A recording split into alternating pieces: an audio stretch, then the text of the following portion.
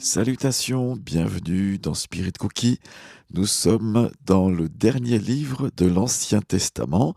Nous aurons pu survoler toute cette grande partie de la Bible. Et aujourd'hui, on attaque, entre guillemets, le livre du prophète Malachie ou Malachi. À vous de prononcer comme vous le souhaitez. C'est le dernier des 12 prophètes mineurs.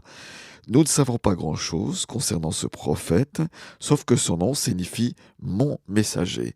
Voilà, ça peut être un prophète générique ou anonyme, parce que certaines Bibles, comme la Septante, mentionnent non pas Malachie, mais prophète anonyme. Mais peu importe, en tout cas, il y a dans ces 4 chapitres des perles extraordinaires, des parties de révélation qui sont là dans l'écriture, qui ont toute leur importance. Et je pense juste une chose, en fait, c'est que nous avons là, avec Malachie, le dernier, non seulement des 12 prophètes, mais aussi le dernier livre de l'Ancien Testament. Et il se finit en mentionnant le prophète de référence, Élie, où il nous est dit, et c'est l'Éternel qui l'annonce, que Élie va revenir. Et si vous avez déjà parcouru ou entendu parler du Nouveau Testament, eh bien, Jésus-Christ lui-même, le Messie, mentionne, à la suite d'une question des disciples, justement Élie qui doit venir, et il attribue le prophète Élie qui devait venir au dernier grand prophète de l'Ancien Testament qui n'a pas écrit de livre, mais qui inaugure à quelque part la nouvelle alliance, c'est Jean-Baptiste. Voilà Jean-Baptiste qui malheureusement est mort en martyr, et Jésus va lui donner des louanges. Mais revenons au prophète Malachie qui nous concerne aujourd'hui. Tous les exégètes sont d'accord pour situer Malachie au milieu du 5e siècle avant Jésus-Christ, donc après l'exil dont nous avons abondamment parlé.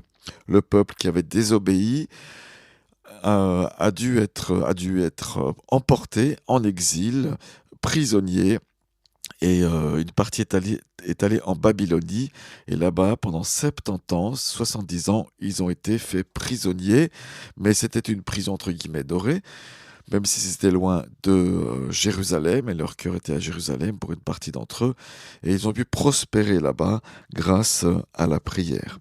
Alors qu'est-ce qui nous permet de dire que le prophète Malachie a vécu et a donné ses paroles au 5e siècle avant Jésus-Christ? Tout d'abord, on voit que le temple est déjà reconstruit. Et vous savez que la reconstruction du temple, qui a mis un certain temps, c'était l'objectif des Juifs revenus en Israël. Donc il est reconstruit, et les sacrifices ils sont offerts régulièrement. Donc on est après 516. Mais voilà qu'une routine s'est installée parmi les prêtres et parmi le peuple, parce qu'ils sont pauvres, parce qu'ils sont découragés. Les prêtres sont lassés de leur travail, chapitre 1, verset 13. Le culte est devenu formaliste. On fait et on sert l'Éternel sans goût et sans passion. Et plusieurs dizaines d'années ont dû s'écouler depuis l'inauguration du temple au temps de Zorobabel. Là aussi, nous en avons déjà parlé. Donc on assiste à un relâchement des prêtres, il y a ce qu'on appelle des mariages mixtes, c'est-à-dire que les juifs qui avaient l'interdiction de marier des femmes étrangères, de peur de mélanger le culte à l'Éternel, eh bien voilà, ils ne tiennent plus compte de ça, et leur cœur est refroidi. Il y a une négligence aussi dans les offrandes financières à apporter à l'Éternel, ce que l'on appelle les dîmes, et l'Éternel, au travers du prophète, va reprocher cela en leur disant, mais vous ne donnez plus vos dîmes, vous vous occupez de vos propres maisons, et la maison de l'Éternel est délaissée. Mais si vous reprenez l'engagement envers moi d'offrir le 10% de vos revenus, alors je vais bénir vos vies, et je vais bénir la nation si vous m'obéissez et si vous le faites de tout votre cœur. Voilà, donc c'est ce qui nous permet de dire qu'on est au 5e siècle avant Jésus-Christ. Alors pourquoi on a ce livre qui est centré sur la vie et l'adoration à Jérusalem de l'Éternel? Eh bien, la vie est dure à Jérusalem, et certains rapatriés gémissent toute la journée à cause de cela. Ils se disent, mais où sont l'accomplissement des promesses de Dieu? Devrions être dans l'opulence et le luxe et la générosité, mais nous ne le voyons pas. Beaucoup se mettent à douter de la bonté de Dieu et même de sa justice. Pour finir, qu'est-ce qu'on gagne à servir le Seigneur? Le culte ainsi devient superficiel et formaliste et les prêtres eux-mêmes négligent leur service. On offre à Dieu des bêtes défectueuses. Le moins bon sera pour le Seigneur. Le scepticisme, l'indifférence gagnent le peuple. Et même on vole Dieu, comme j'ai parlé un petit peu au début de ce podcast. Et on retient ce qui lui revient de droit. Donc la moralité s'abaisse, adultère, parjure, fraude, oppression sont à l'ordre du jour. Chapitre 3 mentionne cela. Et on oublie, on abandonne la femme de sa jeunesse, on épouse des étrangères, on cherche donc une satisfaction ailleurs que chez soi. Malachie dénonce tous ces maux, tous ces péchés, et il appelle le peuple à la repentance, à se tourner vers le Seigneur d'un cœur passionné pour lui. L'Éternel est pourtant un père qui aime ses enfants. Il est aussi un maître, le roi, le Dieu juste. Il s'attend à ce que son peuple le respecte, l'honore et le serve avec un cœur purifié. Si les Israélites sont éprouvés, dit le prophète, par diverses calamités, c'est parce qu'ils ont péché et ils ont méprisé Dieu. S'ils reviennent à l'Éternel, Dieu va les bénir, c'est le chapitre 3. Il interviendra pour eux et le Messie va purifier son peuple et le guérir.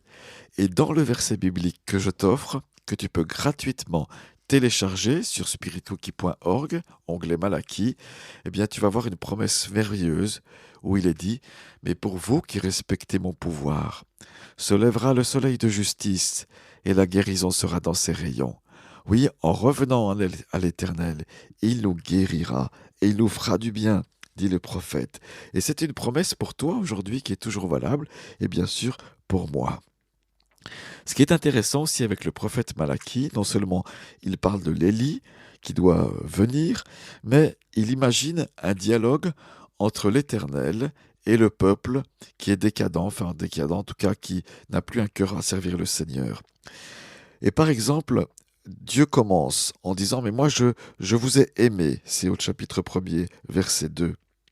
Et le peuple va rétorquer peut-être au prophète, peut-être à l'Éternel directement, sa réponse, et il va objecter cela. Oui, mais si tu nous aimes, en quoi tu nous as aimés? Montre-nous. Donc voilà, il y a un petit peu d'arrogance là derrière. Et puis Dieu se plaît à répondre en disant, par exemple, dans ce même chapitre, mais je vous ai choisi, je vous ai aimé, j'ai aimé Jacob, pour dire, mais je vous aime avec tendresse et avec passion. Et c'est tout là le survol de ce livre de Malachie qui parle de la haine, de l'amour, des péchés, péchés des prêtres, péchés du peuple, du problème de la justice, de la bénédiction qu'est la dîme, la promesse du salut et le retour d'Élie. Voilà, je t'encourage à lire ces 4 chapitres de ce prophète. On en a fini et c'est formidable si tu as écouté tous les épisodes, je te félicite, avec le survol de l'Ancien Testament. Comme promis la semaine passée, je t'offre avec ce podcast tous les versets que j'ai commencé à illustrer à partir du livre de Néhémie, dans un livre, un e-book qui est versets illustrés. Je compile tous ces versets. Tu pourras télécharger ce PDF si tu vas sous l'onglet Malachie. Voilà, et aussi l'onglet livre gratuit. Je t'offre cela. N'hésite pas à le télécharger. Et puis un petit merci, ça fait toujours plaisir dans les commentaires ou autres. Merci d'avoir suivi cette saison 3.